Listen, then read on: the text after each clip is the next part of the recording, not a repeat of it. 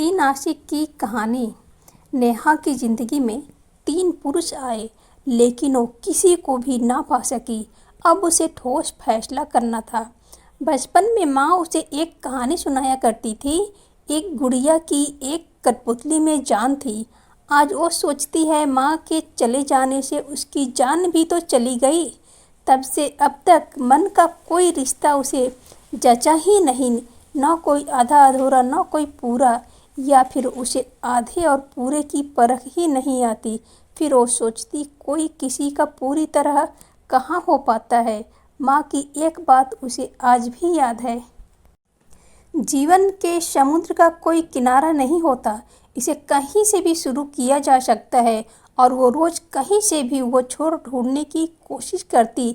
समीर, चंचल Sameer, खिलंदड़ Sameer, Sheikh Sameer, college में शमा के साथ पढ़ने वाला समीर, गुमसुम और अंतर्मुखी नेहा को समीर हमेशा हंसाने की कोशिश करता रहता।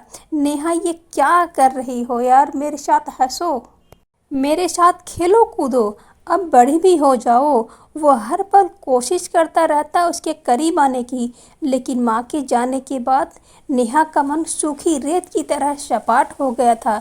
न दरकता, न सरकता, न फिसलता, बस अपने मन में सहरा में खोया रहता। उसकी आंखों में तस्वीर थी तो एक ऐसे रिश्ते की जो संपूर्ण हो, सिर्फ उसके लिए हो। समीर का खिलंदड़ी स्वभाव उसे बड़ा बचकाना लगता। वह सोचती, ट्विंकल ट्विंकल लिटिल स्टार जैसी नर्सरी रामायण सुना सुना कर पागल कर देने वाला समीर कभी म्यूच्योर भी हो सकता है। इतना मैच्योर कि बिना बोले उसकी नस नस से वाकिफ हो जाए। ये तो सिर्फ कॉलेज के माहौल का अफेक्शन मात्र ही तो है। Just a natural factual. वो कॉलेज कैंटीन में जाकर अकेले किसी कोने में बैठी होती और पता नहीं कहाँ से समीर आ धमकता, हाथों में आइसक्रीम लिए हुए धम से किताबें यहाँ वहाँ इस तरह बिखेर देता मानो फिर कभी इसकी ज़रूरत ही नहीं पड़ेगी। फिर कहता, नेहा तुम्हें मालूम है कल कॉलेज में रोज डे है। मेरा बस चले तो बाजार से सारे गुलाब खरीद कर तुम्हें रोज क्वीन बना दूं और फिर तुम। वो बोलता रहता और नेहा उसकी बातें हवा में उड़ा देती। बच्चा है अभी। नेहा कहती, समीर तुम्हें नोट्स लिखने हैं, लिव में आलोन प्लीज। नेहा को उसकी बातें बिल्कुल पसंद नहीं आती, फिर भी वो बोलता ही रहता। एक दिन तो हद ही हो गई। एक स्टेज शो के दौरान समीर ने नेहा के सामने शादी का प्रपोजल रख दिया। गुस्से में आग बबूला होकर नेहा ने समीर की गाल पर जोरदार तमाचा जड़ दिया। वह गुस्से में बोली, जिंदगी को मजाक बना कर रखा है तुमने। अब बड़े हो जाओ समीर और मुझे बोर करना छोड़ दो। उस दिन के बाद नेहा की जिंदगी से समीर दूर चला गया। कुछ दिन के बाद वो कॉलेज में भी नहीं दिखा। दिन बीते, नेहा ने मेडिकल कॉलेज में एडमिशन ले लिया। वो डॉक्टर बनना चाहती थी क्योंकि उसकी माँ ने उसके लिए यही सपना देखा था। आनंद उसका क्लासमेट था। उसकी नज़रों में नेहा के लिए कुछ विशेष था। नेहा इस बात को बखूबी जानती थी। उसे इस बात का भी अंदाजा था कि शालीन आनंद कभी भी उसके साथ कोई बुरी हरकत नहीं करेगा, न ही कोई आक्रामक प्रस्ताव ही रखेगा। इसलिए उसने कभी भी आनंद से कटने या बच निकलने की कोशिश नहीं की। एक दिन आनंद ने पूछा, नेहा डॉक्टर बनने के बाद क्या करने का इरादा है तुम्हारा? प्रैक्टिस। नेहा ने संक्षिप्त जवाब दिया, वो तो नेचुरल है, कोई और सपना जैसे घर बसाना बिना कोई भूमिका बांधे। आनंद ने नेहा से स्पष्ट शब्दों में पूछा, क्यों नहीं? ये तो हर शख्स की चाहत होती है कि उसे एक अच्छा जीवन साथी मिले। मुझे भी एक दिन मिल ही जाएगा। आनंद की कशमकश को नेहा महसूस तो करती थी, लेकिन प्रेम इस कदर सदा और आम बनकर भी जिंदगी में आ सकता है, ये बात उसकी सोच से कोसों दूर थी।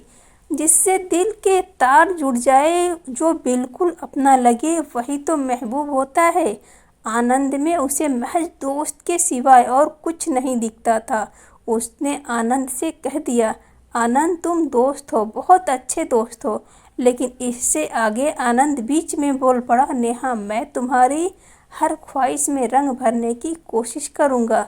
नहीं आनंद, साथ पढ़ने या रहने से क्या जिंदगी भर के रिश्ते बन जाते हैं? नेहा, सपनों के राजकुमार ऐसे ही आते हैं, अचानक चुपचाप। अपने इर्द गिर्द की सारी सीमाएं तोड़ दो और फिर मुझे देखो। नहीं आनंद, दिल को बरगलाने की जबरदस्ती उस राह पर मोड़ देने का नाम ही तो मोहब्बत नहीं जो दिल ने तय ही ना की हो। आनंद समझ गया, एक तरफा मोहब्बत कभी परवान नहीं चढ़ सकती। और फिर दोनों के रिश्ते में धीरे धीरे तलखी सी आती गई। शब्दों के पुल ने दूरियां और बढ़ा दी। मेडिकल की पढ़ाई पूरी होने के बाद नेहा को संदीप नर्सरी होम में नौकरी मिल गई। डॉक्टर संदीप ने पहले ही दिन उसे समझाया, डॉक्टर का पहला कर्तव्य है मरीजों की सेवा करना। मैं जिंदगी को एक इको पॉइंट मानता हूँ, जहाँ से बोलो गए तमाम अच्छे और प्यार से बोले शब्द हमें प्रतिदान में ज़रूर मिलेंगे। ये नर्सिंग होम हमारी तुम्हारी ज़िंदगी भी है और मरीज भी यहीं से तुम्हें बिस्तर भी मिलेगा। डॉक्टर संदीप की बातों ने नेहा को बेहद प्रभावित किया। उसने सोचा शायद यही ज़िंदगी मुझे एक संपूर्ण सत्य बनकर मिल जाए। उसके भीतर किसी कोने में दुबकी बैठी असुरक्षा की भावना ने ही शायद उसे डॉक्टर संदीप के प्रति आसक्त कर दिया। उस दिन के बाद नेहा समर्पित भाव से अपने पेशे से जुड़ गई। होठों पर मुस्कुराहट, आंखों में एक रोशनी सी हर समय दिखती रहती। डॉक्टर संदीप उसकी हर छोटी बड़ी बात का पूरा ध्यान रखते। वो तटस्थ भाव से नपे तुले शब्दों में नेहा से बात करते। नेहा को उनकी बात को एक संरक्षण गुरु, सीनियर सब एक साथ ही नजर आते। उनकी बातों से नेहा ने अनुमान लगा लिया कि संदीप अब तक बिल्कुल अकेले हैं। कई बार सोचती काश डॉक्टर संदीप से उसकी मुलाकात बहुत पहले हुई होती, लेकिन एक दिन उसका भ्रम टूट गया जब डॉक्टर संदीप ने उससे कहा, नेहा एक समय था जब मेरे लिए जीवन सिर्फ मौज मस्ती और किसी के प्यार में डूबकर पूरी उम्र गुजार देने का नाम था, किसी के लिए जीने मरने का नाम था। लेकिन जिस दिन मेरी पत्नी सना हमारे 7 साल के बेटे को छोड़कर अपने पूर्व प्रेमी के पास चली गई, उस दिन से मुझे प्यार मोहब्बत जैसे शब्दों से नफरत हो गई। मेरा जीवन पूरी तरह से बदल गया। मैंने अपना पूरा ध्यान अपनी डॉक्टरी में लगा दिया। और आपका बेटा? नेहा ने हैरानी से पूछा। वो भी डॉक्टर है, 2 दिन बाद आ रहा है। बड़ी मुश्किल से शादी के लिए हाँ की है उसने, मेरे दोस्त की बेटी संध्या से। ओह, बहुत बहुत बधाई। नेहा के लिए कुछ ही पलों में वो संदीप से डॉक्टर संदीप हो गए। अब वे उसके लिए महज एक अच्छे डॉक्टर बन गए थे। उसके रंगीन सपनों की दुनिया का रंग धीरे धीरे फीका पड़ने लगा।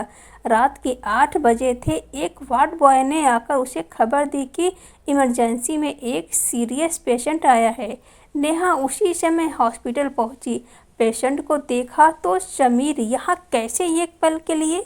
अतीत की कई भूली बिसरी यादें जेहन में ताज़ा हो उठी।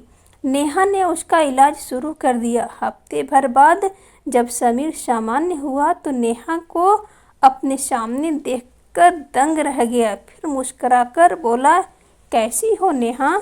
बहुत अच्छी। कहने को तो नेहा ने कह दिया, लेकिन भीतर से उसे कुछ सरकता हुआ सा लगा।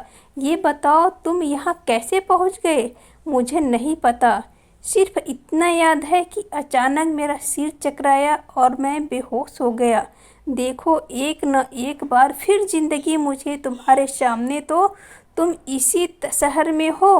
कंपनी ने मुझे प्रमोशन देकर मेरा ट्रांसफ़र यहाँ कर दिया है। तुम आराम से करो, मैं ज़रा डॉक्टर संदीप से मिलकर आता हूँ। ख्यालों में खोई नेहा आगे बढ़ी ही थी कि कॉरिडोर के सामने से आती हुई एक खूबसूरत लड़की से टकरा गई। Oh sorry. और लड़की बोली, असल में इतने सारे फूल होने की वजह से मैं आपको ठीक से देख नहीं पाई। समीर किस रूम में है? Room number 612। कौन होगी ये लड़की? शायद समीर की गर्लफ्रेंड या वाइफ। सोचते हुए वो डॉक्टर संदीप के केबिन में पहुंच गई। वहां आनंद भी था। नेहा, मेरे बेटे से मिलो। डॉक्टर आनंद, अगले महीने इसकी शादी है। व्हाट? Patient surprise. तो पापा तुम्हारे ही बारे में बता रहे थे। बेटे, तुम नेहा को जानते हो? हाँ पापा, हम दोनों साथ ही पढ़ते थे। जिंदगी भी गोल है, पृथ्वी की तरह। कभी अलग हो जाते हैं, कभी घूम फिर कर वही लोग फिर मिल जाते हैं, एक सुखद सच की तरह। शादी मुबारक कहकर नेहा डॉक्टर संदीप की तरह मुस्कुराती हुई बोली, Sameer, sorry sir. Room number 612 के पेशेंट की हालत अब पहले से काफ़ी ठीक है। गुड, सब तुम्हारी सेवा है। कल उसे डिस्चार्ज कर देंगे। Yes sir. नेहा बोझिल कदमों से अपने कस्टन की तरफ बढ़ गई। नींद उसकी आंखों से कोसों दूर थी। समीर, आनंद, डॉक्टर संदीप, उसकी जिंदगी से 3 पुरुष आए। समीर ज़रूरत से ज़्यादा चंचल लगा तो आनंद ज़रूरत से ज़्यादा सीधा। डॉक्टर संदीप ने उसे आकर्षित जरूर किया, लेकिन कुछ ही देर के लिए था। वो आकर्षण, हर शख्स उसे कितना अपूर्ण लगता था, अधूरा। लेकिन प्यार उसे कभी परफेक्ट रूप में दिखाई दिया ही नहीं। वो समझ ही नहीं पाई कि प्यार का तो निर्माण करना पड़ता है। इंसान तो इंसान है, कोई खुदा नहीं। प्यार तो रीते को भी भर देता है, अपूर्ण को अपने आप में संपूर्ण कर देता है। संपूर्ण पुरुष की चाहत ने उसे बिल्कुल अकेला कर दिया। अगले दिन नेहा डिस्चार्ज पेपर के साथ समीर के कमरे में थी। अब कैसा फील कर रहे हो समीर? बढ़िया। तुमने जो मुर्दे में भी जान डाल दी, ये तो मेरा फर्ज है। तभी उसकी नज़र टेबल पर रखे ढेर सारे गुलाब पर ठहर गई। क्या सोच रही हो? कुछ नहीं। यही कि ये फूल यहाँ कैसे? वो तुम्हारी दोस्त नहीं आई आज? वो पापा की सेक्रेटरी है, जेनिफर आती ही होगी। नेहा का एक सवाल समीर को उसके हजारों सवालों का जवाब दे गया। नेहा, मेरा बस चले तो दुनिया के सारे गुलाब तुम्हें देकर तुम्हें रोज क्वीन बना दूं। और एक सुखद आश्चर्य से नेहा की नजरें शर्म से झुक गई। समीर ने जैसे ही उसका हाथ थामा, नेहा बोली, समीर तुम सचमुच बड़े हो गए हो, मैच्योर। समीर के सीने में सर सिटकाए नेहा सोच रही थी, सच है, जीवन के समुद्र का कोई किनारा नहीं होता, इसे कहीं से भी फिर शुरू किया जा सकता है। दोस्तों, आपको यह कहानी कैसी लगी? अगर आपको यह कहानी थोड़ी भी पसंद आई हो, आपके दिल को यह कहानी थोड़ा भी छुआ हो, तो प्लीज़ हमारे चैनल को सब्सक्राइब कीजिए, कहानी को लाइक कीजिए और ज़्यादा से ज़्यादा इस कहानी को शेयर कीजिए। बहुत जल्द मिलेंगे इसी तरह से और एक नई कहानी के साथ। हमारी नई नई कहानियाँ सुनने के लिए आप हमारे चैनल से जुड़े रहिए। नमस्कार।